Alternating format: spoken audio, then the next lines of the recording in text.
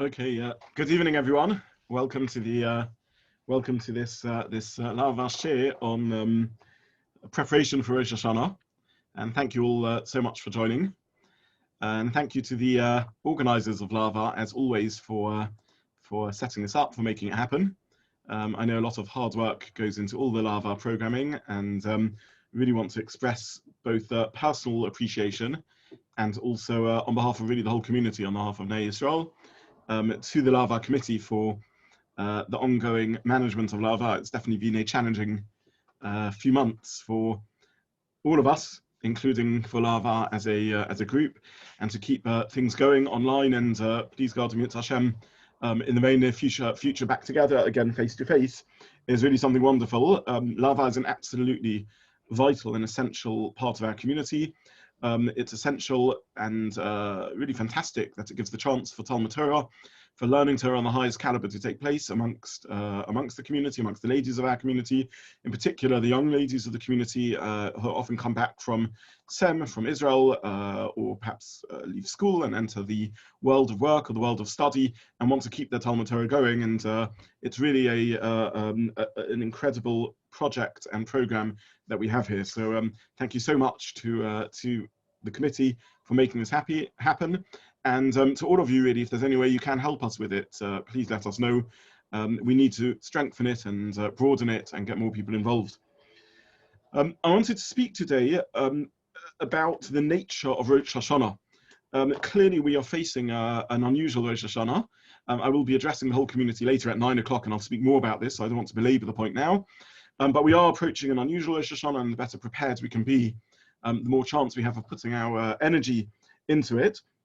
And I wanted to therefore speak today about what Rosh Hashanah really is.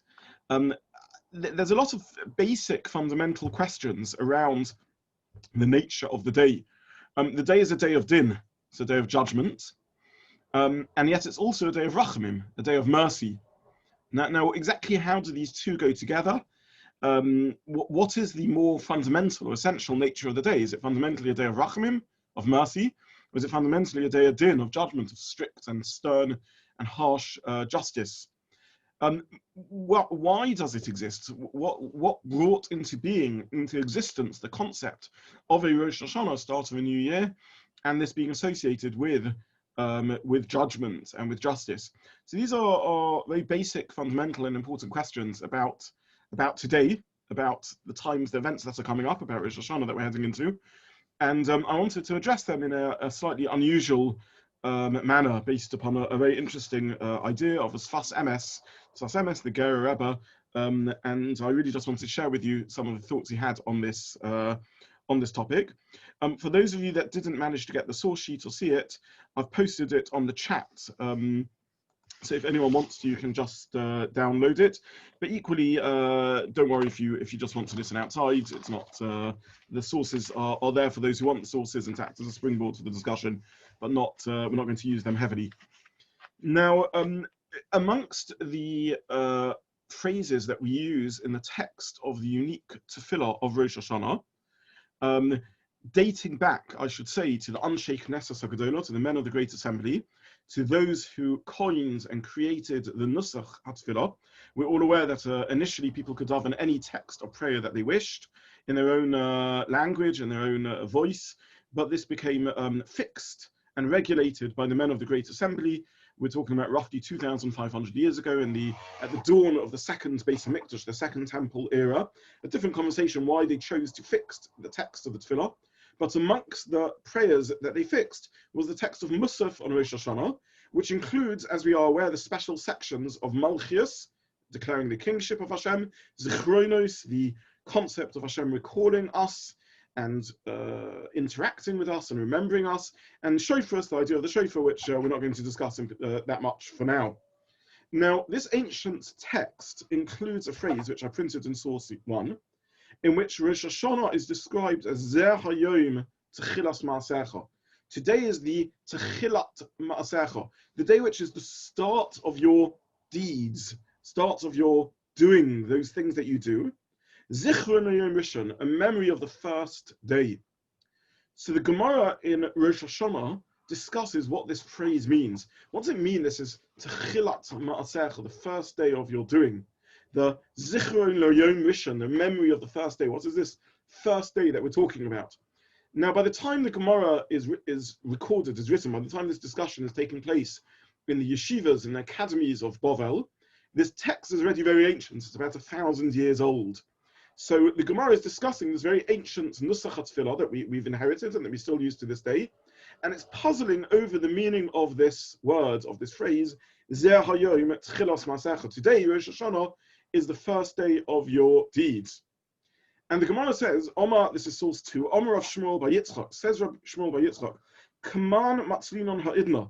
Who does this text of the tefillah of Zeh hayom tchilas ma'asecha, who does it follow? Whose opinion is it according to? And the Gemara answers, Kaman Rabbi Eliezer. It follows the view of Rabbi Eliezer. To Omar b'Tishri nivra ha'olam. He says that on Tishri the world was created. So there is a very important machlokas between Rabbi Eliezer and Rabbi Yeshua about when the world was created. Was the world created in Nisan, in which case Aleph Nisan is the first day of creation? Or was the world created in Tishri, in which case the first of Tishri, also known as Rosh Hashanah, is the first day of creation? Now, I will mention that whichever date you choose, we ascribe the first day of creation to the 6th day of creation. When we talk about the first day of creation, we mean the creation of mankind, humankind. So it's really the 6th day of creation, the day on which human beings came into existence. Is this Tishri, first of Tishri, Rosh Hashanah, that the world was created, or is this the first of Nisan that the world was created? When did Adam Rishon, when did that first human being who had a mind, a neshama, a soul, a spiritual connection with HaKadosh Baruch Hu, the possibility of being a Baal Bechira, a free chooser, a being that has a spiritual side to themselves that aren't just physical till that point, animal life, the physical universe that only existed as material matter. Suddenly there's a human being who has the possibility of connecting and making choices and developing a spiritual aspect to themselves. This is the first day of creation. When was that? Is this Rosh Chodesh Tishri, first of Tishri, Rosh Hashanah, or is this Rosh Chodesh Nisan? So it's a little beyond the scope of this discussion to work out exactly what they mean and why they're arguing, but we will dip our toes into this a little bit. But this, so far, we're just learning the Gemara, and this is what the Gemara says. An argument, when is the world created? Says the Gemara, this phrase in the Tefillah, which says that today is the first day, which says that today is Zichron Yom Rishon, the memory of the first day, Zeh hayom tchilas ma'asecha, this is the beginning of your deeds, is surely following the opinion of Rabbi Eliezer, who holds that the world was created in Tishri. Now, in the second part of source 2, I printed Tosfos's comment on this rather mysterious Gemara. Tosfos, written by the students and students of the students of Rashi, by the grandchildren of Rashi, the more extended commentary on the side of the Gemara, discusses this difficult Gemara. And I'm not going to go into the technical details of the flow of the Gemara and what Tosfos comments, but basically Tosfos asks a contradiction, a stira, a clash, both in terms of the text of the prayer service and in terms of the text of, and in terms of the Gemara itself. Tosfos says that how can we say that this text of the Tefillah is going like the view of Rabbi Eliezer that the world was created in Tishri, when for various technical halachic details in terms of how we do the calculations of the calendar, we clearly follow Rabbi Yeshua that the calendar cycle starts in Nisan. So that's question number one. The text of the Tefillah, the very ancient text of the Tefillah, dating back already in the time of the Gemara, 1,000 years earlier, written by the great men of the Anshe Knesset Gedolah, seems to only fit if you say the world was created in Tishri. And yet, the way we do our calendar calculations in practical halacha follows the view of the world being created in Nisan. So that's the first question Tosfos asks. The second question Tosfos asks is a contradiction in the piyutim, in the poems of the Tefillah. Now, many of the piyutim were written by outstanding Torah scholars throughout the ages. And the most famous of all the paitanim, the most famous of all the poets who wrote the piyut additions to Tefillah is Rabbi Elazar HaKaleh, who is treated by Tosfos as being a very powerful and important source. Already by the time of the Tosfos, we're talking about 1,000 years ago, his texts were well established across all the communities of the Jewish people. They span from the Sephardi world through to the Ashkenazi world. Everyone used and loved the text of Rebbe Elazar Kali, and a lot of our piyutim to this day are still based upon what he wrote. And Tosfos says there's a contradiction in his poetry, because in the Tefillah of Pesach, he seems to reference one view, and in the Tefillah of Shmini Atzeres, he seems to reference another view. So Rebbe Elazar Kali also seems to be trying to follow both dates for the birthday of the world. Well, which one is the birth date of the world? Is it Nisan or is it Tishri? Says Tosfos, I want to have my cake and eat it. Both are the birth dates of the world. I have no problem with this contradiction. Eilu ve'eilu divrei Elokim Chaim. These and these are the words of the living God. Whenever we find an argument in Torah, we understand there's aspects of truth to both. Both are reflecting some dimension of reality. And therefore, says Tosfos, these are both reflecting a dimension of reality. And now Tosfos makes an even more mysterious comment. And he says, when was Olah b'machshava? When did God conceive in thought of the concept of creating the world? That was in Tishri. When did the world actually come into existence? In Masa, in actuality? That was Nisan.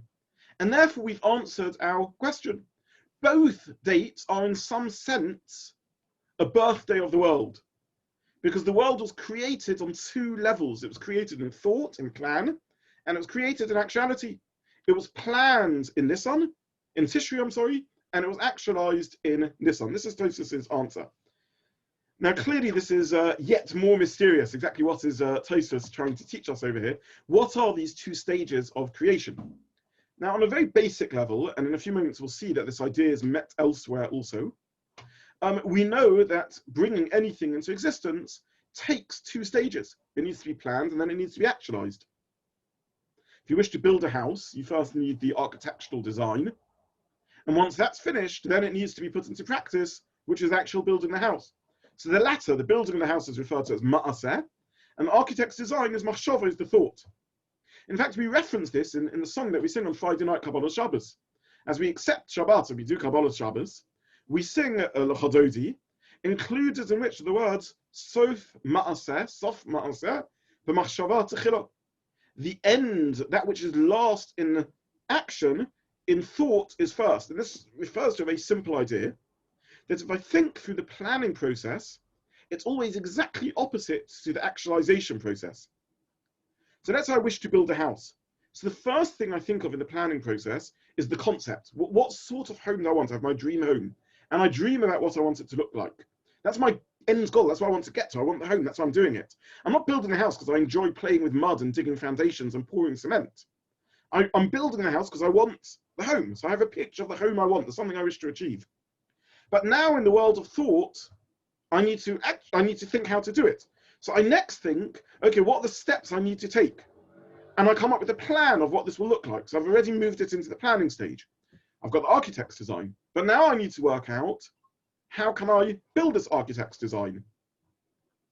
And to do that, I need to start thinking about details. I need to talk about foundations and measuring depths and ordering iron girders, steel girders and concrete supplies and bricks and stones and phoning up building companies and so on and so forth to do it.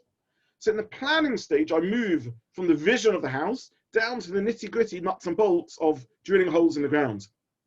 When it comes to the building, it goes in reverse. I start with the nuts and bolts, the drilling holes in the ground and the material and the supplies and everything else, until eventually I reach my cessation end of the project when I've got the beautiful home. So that which is last, sof ma'aseh, that which is last in the reality, is machshava techila, is first in the planning stage. They act in reverse. The house building is at the beginning of the planning stage. I then zoom in on the nitty-gritty of the actualization of nuts and bolts. And then in the building stage, I go out from the nuts and bolts and gradually broaden and widen till I get to the actual house that I've built. So there are two stages, and somehow Midrashic Tosfos is saying that there are these same two stages in the planning of the world and the creating of the world. One of which is associated with Tishri, and one of which is associated with Nisan.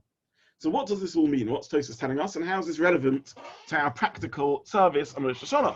After all, if the text of the prayer service of Rosh Hashanah includes these elements, both in terms of the classic text dating back to the Anshe Knesset HaGedolah, and the poetry of Rebbe Elazar HaKali, how is this meant to be integrated into our practical work of Teshuvah and Rosh Hashanah? By the way, Tosfos' answer is referenced in a text, another text of the prayer service in Rosh Hashanah, and I printed this in source 3. And this is a song, a poem, a little poem that we sing after blowing the shofar. And we say in source 3, Hayom Harat Olam, today is the birthday of the world. Hayom Yamid B'Mishpat, Kol Yotzur Olamim. Today we stand in justice, all the creatures of the world, in Kavonim, in Kavodim, whether like children, like servants, etc. Hayom Haras Olam. So we sing it as we finish blowing the shofar. The source, by the way, of this particular prayer is unknown. It's not exactly clear who the author of it was, but the fact is we sing this song. Now, even though it's translated as Hayom Haras Olam, today's the birthday of the word Harat Olam is linked to the word Hirayon, which means pregnancy or conception. We're actually not saying today is the birthday of the world, we're saying today is the day the world was conceived, which fits in exactly with this idea of Tosfos, that when we say today is the first day of the world, we don't mean in the world of Maaseh, of action. That's Nissan. We mean in the world of Marshava, of thought, as Tosfos explains, which is in a sense the planning stage of the world, referred to poetically as Hirayon, as pregnancy or conception, the conceiving of the world, as opposed to the actualization, the Maaseh production of the world. But what are we meant to make of all of this? What's going on over here? So the truth is, this idea of Tosfos, that the world is created in 2 stages, is already referenced in Rashi right at the beginning of the Torah. Because we know that when we look at the creation of the Torah, of the world, the Torah describes it twice. Once in chapter 1 of Bereshit, and once in chapter 2. And we don't have time in this particular setting to go into detail in all the differences, but the famous Bereshit story that we all know and love, the first chapter of Bereshit, 6 days of creation and so on, is only one telling over of the story of creation. And after it's finished, we describe Shabbos, the story is finished, it then starts again, chapter 2, describing again the creation of the world. Slightly differently this time. Rashi, right at the beginning of the Torah, picks up on this double recital, the double telling of the creation story, and he also points out another difference. And this is a concept we've discussed in this forum on several occasions before. Rashi notices that the first chapter of Bereshit uses the term Elokim to describe God, whereas the second chapter of Bereshit uses the word Hashem, Yud Kei Vav Kei, Hashem Elokim, to describe Hashem. Says Rashi, throughout the Torah we know that the word Elokim refers to God with his midah, his attribute of stern and strict justice, whereas the name Hashem, Yud Kei Vav Kei, refers to Hashem as the midah, the quality of rachamim, of mercy. So the first time the Torah tells the story, it describes the creator as Elokim, the God of strict justice. The second time it tells the story, it describes him as Yud Kei Vav Kei, as Hashem, the God of mercy. Well, which attribute led to Hashem creating the world? Is it the midah of strict justice? Do we live in a world run by strict justice? Or is the creator of the world adopting the quality of rachamim, of mercy, in creating the world? Which one is it that creates the world? So this is the contradiction that Rashi, with his famously brilliant and nuanced reading of the text, notices and addresses. And Rashi's answer to the question is that the first chapter of Bereshit describes how Hashem planned to create the world. Mitachila ola britzona, his original ratzon, his original thought was to create the world with the midah of din, with strict justice. Ra, he saw she'ein ha'olam miskayim, that the world can't live with strict justice. It would destroy the world. Who of us, mi yamid b'mishpat, who can stand up in front of Hashem, as we say in the Hashanah Tokef, and be judged? Do any of us achieve perfection? That's what strict justice is. Strict justice means perfect, spot on. Single mistake, you're veered off the path. You've let yourself down, you've let the world down. Finished, messed up. Who of us can live like that? None of us. Rosh, he saw that the world can't survive. Therefore, he combined the qualities used to create the world with the midah of rachamim, and now created the world with a partnership between the two. Hence the description in the second chapter of Bereshit of the world being created in actuality with rachamim. Meaning to say that the world is created, or described as being created, also twice. There's the world of machshava, of thought, which is the first chapter of Rosh, but that isn't how God created the world. In practice, he created that as described in the second chapter, with a midah of rachamim, with a midah of mercy. Now, this quality of how the world was actually created doesn't contradict the original plan. It's a shutfut, it's a partnership, as described by Rashi. And this is an essential point over here. If God originally wanted to create the world with strict justice, but then realized it was a mistake and changed his mind, it would be irrelevant to us. I mean, first of all, what would it mean that God realizes something is a mistake and changes his mind? And secondly, why would it be of interest for us? If in practice our world was created with the quality of strict justice, of mercy, why do we need to know that originally God planned to create it with the quality of rachamim? Who cares? That's irrelevant, that's history. It's an interesting theoretical fact, but that's not the world we live in. We live in a world of rachamim, of mercy, in which there is accommodation for failure. Why do we need to know that there was the original plan to create the world with din, with strict justice? How's it relevant to us? It must be that somehow or other, the original plan to create it with strict justice is still there, still relevant. It's partnered with mercy. But somehow it's also preserved that on some level, the machshava, the thought, the original plan world also exists. So we live in two parallel universes. We live in a universe which on the machshava plane, the plane of thought and planning of God is din, is strict justice. But in the real world, in the actualized world, it's a world of rachamim. It's a world of mercy. So the plot thickens. We're beginning to untangle these interwoven threads of the thoughts of Rashi and Tosfos, and hopefully try and understand a little better what's going on. The world is created twice. In the machshava level, in the thought level, it's created in Tishri. In thought, din, strict justice. In practice, created in Nisan, a world of mercy.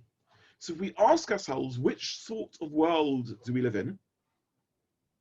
Do we live in a world in which our relationship to God, our relationship to ourselves, the standards we hold ourselves to, should be that of din, of strict justice, of perfection?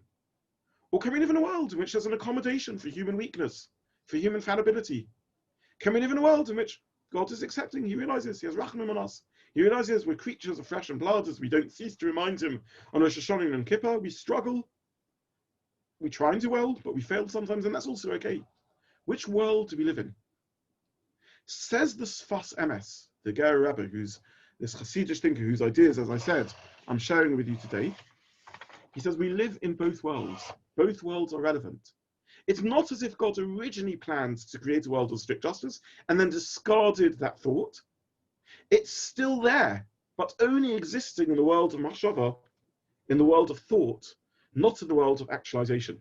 And what does this mean? What's this telling us? And how does this tie in to our practical ability to live a full and meaningful and righteous life, a life of doing that which we're meant to do, that which is right?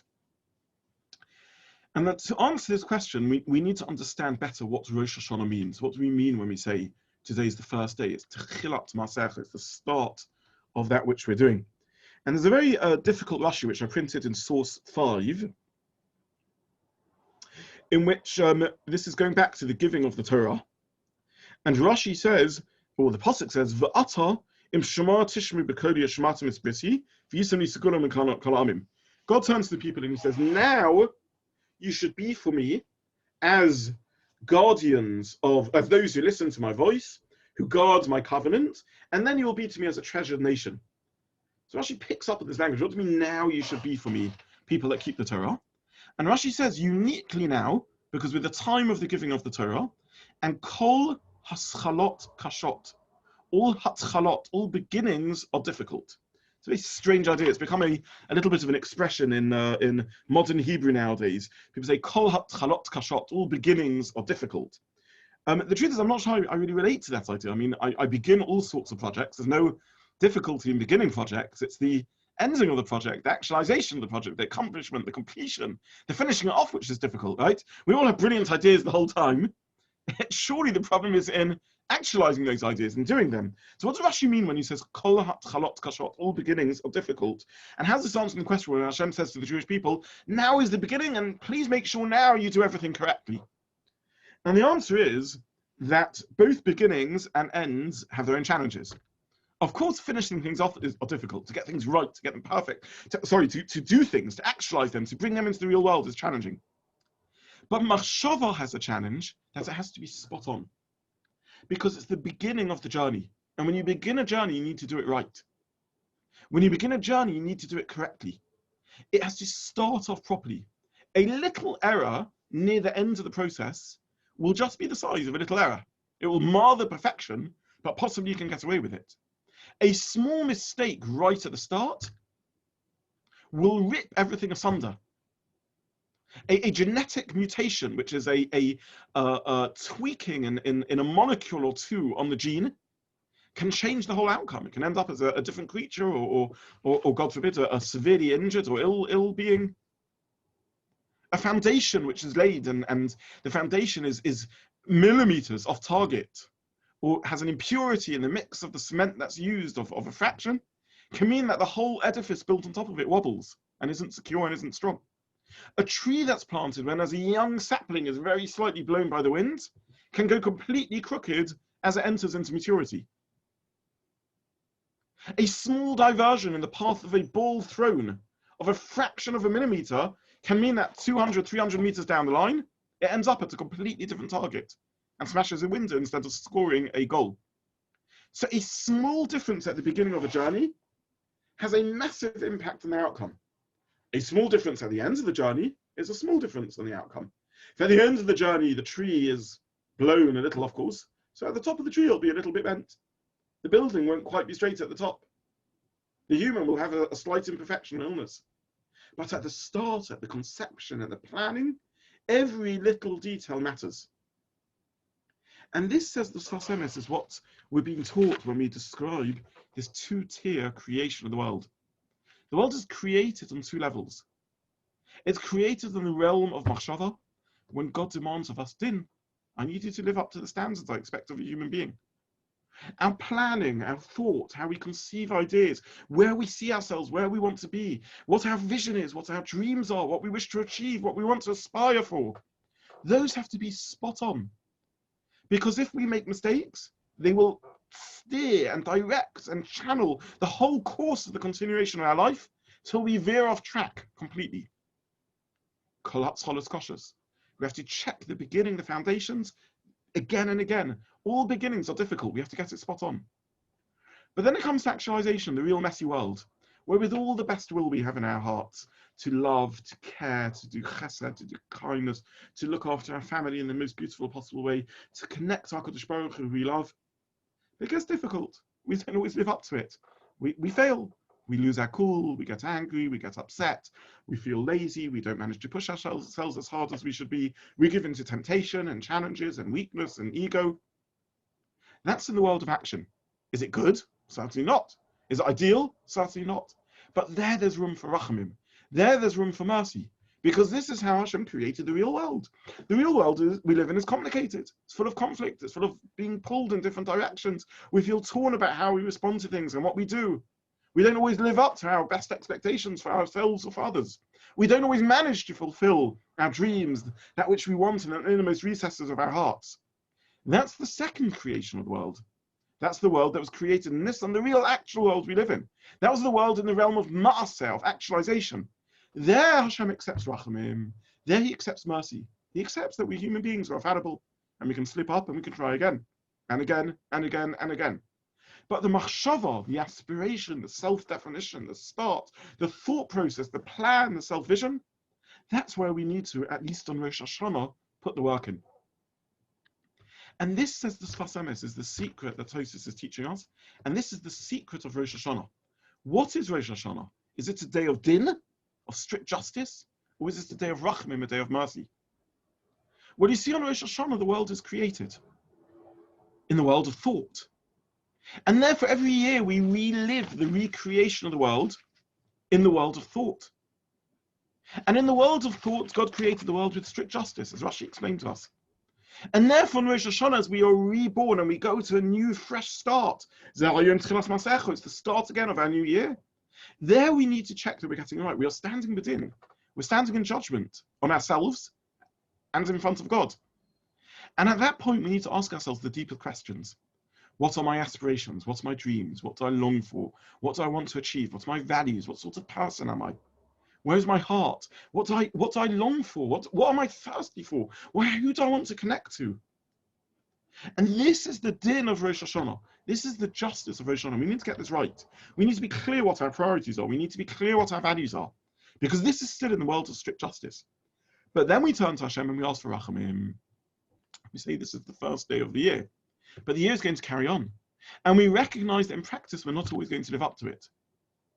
But have Rachamim on us because we are sure that the foundations are solid. We're sure we've planted that sapling straight. We're sure we have set ourselves on the right path. The ball isn't veering off course, such that now it's a millimeter out and 300 meters down the line it'll be a mile out. We know where we're heading. We know what we want to be. There may be gusts of winds on the way that knock us off course. Things may go wrong, but we know where our values are. We know what we want to be. And therefore, says the Sfas Emes, this is the idea expressed by Tosfos. Hayom haras olam. Today is the conception of the world, we say on Rosh Hashanah. Today is the day in which the world is thought of. Today is the day in which the world was created, b'machshava, in thought. Today, Rosh Hashanah, is the day in which we ask ourselves the deepest, most profound questions about how we think, how we feel, where our values are, what we want to be, what we aspire to do, what we dream about becoming. In practice, we won't necessarily live up to it, but we need to work on sharpening our dreams. We need to work on greater clarity about what we want to achieve, so that next year in the world of practice we'll make slightly different and better decisions. Rachamim, mercy with which the world operates in practice, doesn't mean an eternal get-out-of-jail-free card. Doesn't mean a blank check. Mercy means I'll give you more time. I'll give you another chance. I recognize and acknowledge weakness because you're a human being. That's okay. As long as in general you're moving in the right direction. As long as you're sincerely trying to improve. But in the world of Machshava, knowing what we are, what we want to be, where we want to achieve, what our plans are, what we aspire to, that's to be right in Rosh Hashanah. So this is an invaluable lesson of the Sfas Emes, and this is something that we need to connect to and relate to on Rosh Hashanah, on this time of year as it's approaching. We are going to slip up. We do slip up. That's the world of Rachamim. That's the world of mercy Hashem created, and we definitely need to plan to do better. We definitely need to think what are the steps we can take to ensure that this year we're a little better than last year. But as Rabbi Yisrael Salanta famously teaches, we can't achieve perfection in one day. We can't stand on Rosh Hashanah with full sincerity and say to Hashem, I recognize all the mistakes, all the faults I've made last year, and this year they're not going to happen. This year I'm going to be fine. It's not true, we're not. But what we can say is, we've put real work in on Rosh Hashanah and thinking about what matters to us. In the realm of Machshava, the plan, the architect's design, we're clear what we aspire to. And we have a plan, we have a roadmap. We know where we're heading. And therefore it's true, this year I'm not going to be able to fix everything up. But I'm going to fix something up because I have a clarity of vision of where I want to be. I know I want to be that person who's loving, who's calm, who's giving, who's generous, who's accepting, who's not judgmental, who's generous, who's empathetic, who's happy in myself, who's happy with others, who loves Hashem, who does the mitzvahs I want to do. I know that's where I am. In Machshava, I've got it spot on. And I've got a roadmap and a plan to make sure that this year, the building that's built on top of it is a little better. And if I do that, then I've connected in the appropriate and right way to Rosh Hashanah. Then I've lived up to Rosh Hashanah, which is Hayom Haras Olam. It's the day of the conception of the world. It's not Nisan. It's not the day of the world which is created in Maaseh, in actualization, but it's the world of Machshava. It's the world of thought. And the world of thought is Din. So we ask ourselves the question, what is Rosh Hashanah? Why does it exist? What's it for? And is it a day of justice or is it a day of mercy? And the answer is it's both. Rosh Hashanah exists because every year the world is created anew. Every year we relive the experience of creation. Every year it needs the input of new divine energy, of a new decision to bring it into existence. And every year, therefore, we need to go through that process. Is this a day of din or rachmim? It's a day of din, strict justice, about whether we've done the hard work of planning, of thinking, of aspiring to change. and doing something to make that happen. But it's absolutely a day of rachamim if we ask ourselves about how we are actualized, how we bring it into fruition. And this leads us to a deeper insight into the world of the shofar. And I printed on the source sheets a quote in source 7 from the Vayikra Rabbah, from the Medrash Rabbah, from Vayikra Rabbah. And it says as follows: Rabbi Yehuda bar Rab Nachman Pasach, Yehuda bar Rab Nachman Pasach, Yehuda the son of Rab Nachman opened, he quoted a verse, and he cites a verse from Tehillim. Al Elokim b'Trua, Hashem b'Kol Shofar.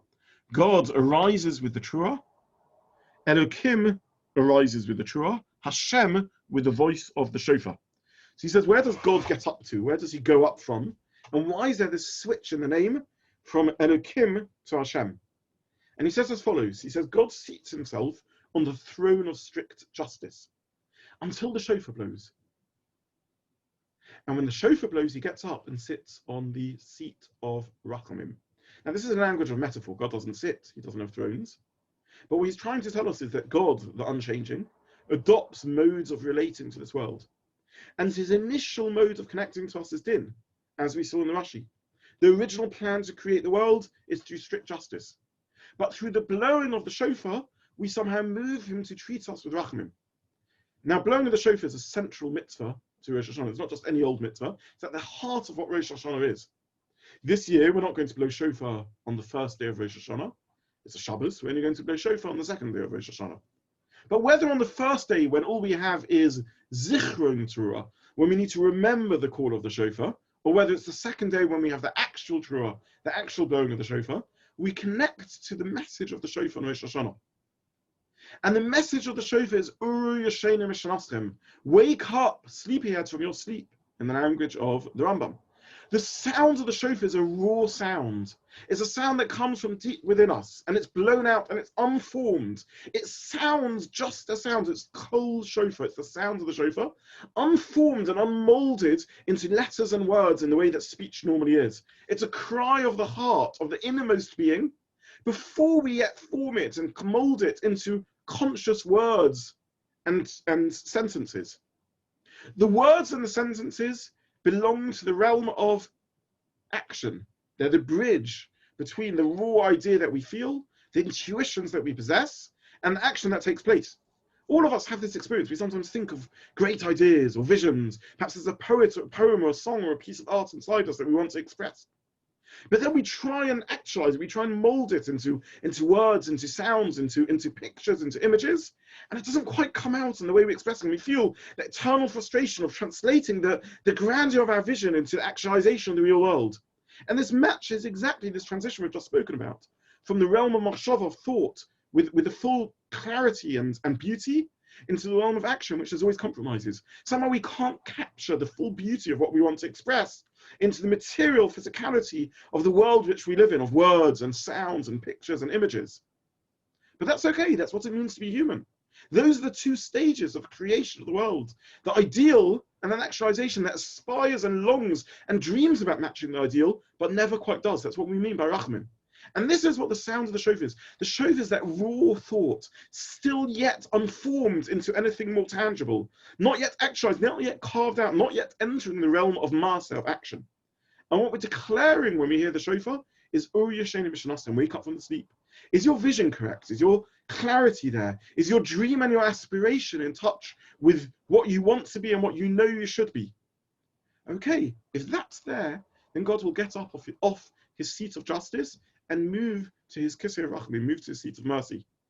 But that's the Uri Yashenim, that's the waking up that needs to take place. So this is our avodah of Yom Kippur. This is the work of Rosh Hashanah. This is the work that we need to put in. This is the cry of the shofar, which calls upon us to think about our innermost being. What's inside us? What do we aspire to be? How do we define ourselves? How do we see ourselves? What are our dreams? And that's what we need to focus on Rosh Hashanah. We then, of course, need to translate it. If this is indeed my dream, if this is indeed what I need to be, how can I actualize it? But for the actualization, there's time. We don't have to get it all right this year. It doesn't have to be instant success and instantaneous achievement. It's okay if it takes step by step by step and piece by piece by piece, as long as the vision is there and we're working towards implementing it. So what are we meant to do in these last few precious days before Rosh Hashanah? What are we meant to do on Rosh Hashanah itself? We're meant to ask ourselves the hard questions. What are we? What do we believe in? What do we dream about? What do we want to be? What are our values? What do we care about? What do we aspire to? And then we want to ask ourselves, is there a way I can actualize this? Is there a way I can make this real? What's the plan that I can do to make some of it real? If I'm not bothering to make any of it real, then it means these aren't my real aspirations. It means it's not really what I care about. But I can recognize that I'm not going to achieve all of that. That's okay, because in the world of action, there's rachamim. As long as I'm taking this dream and trying to translate some of it into practice. On a practical level, how do we do this? We need to think about the areas of our life that matter to us.